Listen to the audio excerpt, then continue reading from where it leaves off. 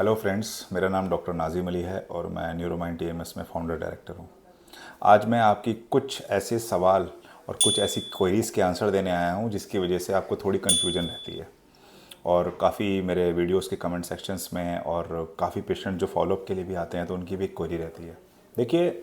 जब कभी कोई एडवर्टीज़मेंट या कहीं कोई बात ऐसी बोली जाती है जहाँ पे ये होता है कि आपकी मेडिसिन छूट जाएगी, टीएमएस एंड केटामिन थेरेपी अच्छी होती है। देखिए, ये बात सच है, लेकिन जब पेशेंट यहाँ आते हैं तो उनकी जो हिस्ट्री होती है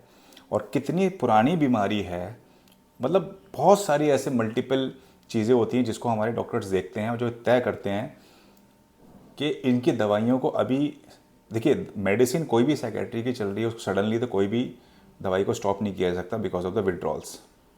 अगर आपकी दवाई चल रही हैं, ये ज़रूर हो सकता है क्योंकि जहाँ पर भी आपकी दवाई बढ़ाई गई हैं तो ये भी तो आप हो सकता है कि वहाँ पर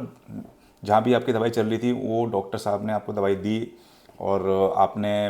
किसी वजह से टाइम का इशू छोड़ दी दवाई या फॉलोअप नहीं लिया, या आपको जो स्ट्रेस फ्री एनवायरनमेंट के लिए बोला था या जो भी काउंसलिंग बोली थी वो प्रॉपर नहीं ली।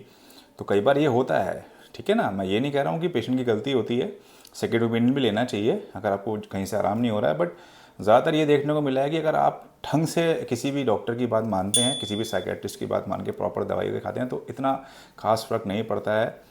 कि आपको उसमें रिकवरी में मदद ना मिले। लेकिन ये फिर भी उन लोगों के लिए है जिनको ये लगता है कि दवाइयाँ बिल्कुल छूट जाएंगी और हम ठीक हो जाएंगे। देखिए, ठीक होने का अलग बात है, वो उसके लिए काफ़ी पेशेंट हमारे ठीक होके गए हैं। लेकिन जो मेडिसिन चलती हैं, ये बिल्कुल मैं क्लियर कट बोल रहा हूँ, वो डिपेंड करता है कि पेशेंट कब से दवाइयाँ खा रहा है, कितनी दवाइयाँ खा चुका है, और जो दवाई और जो सॉल्ट वो उसकी बॉडी में जा रहा है उसको किस हिसाब से टेपर ऑफ किया जाए। इसीलिए न्यूरोमाइंड में एक टीम काम करती है, जो हमारे साइकेट्रिस्ट हैं वो बहुत हाईली एक्सपीरियंस हैं, तो उनके हिसाब से टेपरिंग ऑफ होता है। कभी भी टीएमएस या केटामिन थेरेपी अगर आप ले रहे हैं जहाँ से भी, अगर आपने कभी मेडिसिन खाई ही नहीं है तो वहाँ पर डेफिनेटली आपको ये वाला ऑप्शन ख़त्म ही हो जाता है मेडिसिन का। लेकिन अगर आपने हाल ही में मेडिसिन शुरू की है और आपने फिर टीएमएस या केटामिन ले लिया है,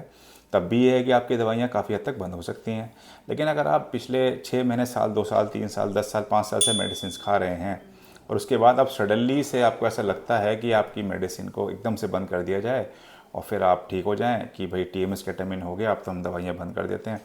ये बिल्कुल नहीं होता है। तो अगर कभी आपकी दवाइयों को कुछ समय के लिए चल रही हैं दवाइयाँ और साइकेट्रिस्ट ने बंद नहीं करी है यहाँ पर, तो वो दवाइयाँ किसी वजह से चल रही हैं और वो धीरे धीरे करके उनका टेपर ऑफ होता है ताकि आपको उसके विड्रॉल सिम्टम ना आए।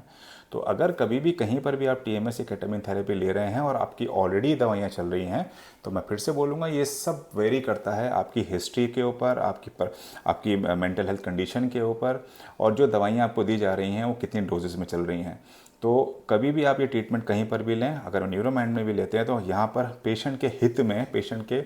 फ़ायदे के लिए ही हर चीज़ का स्टेप लिया जाता है। तो कभी भी अगर कोई चीज़ ऐसी एडवाइस होती है तो उसको लेकर नेगेटिव ना हो, फॉलो करें, भरोसा रखें और अपने मेंटल हेल्थ के लिए जो भी आपको बताया जा रहा है करने के लिए, नेचुरल एक्सरसाइजेज, मेडिटेशन, उसको फॉलो करें तो आपको काफ़ी बेनिफिट पहुँचेगा। Thank you.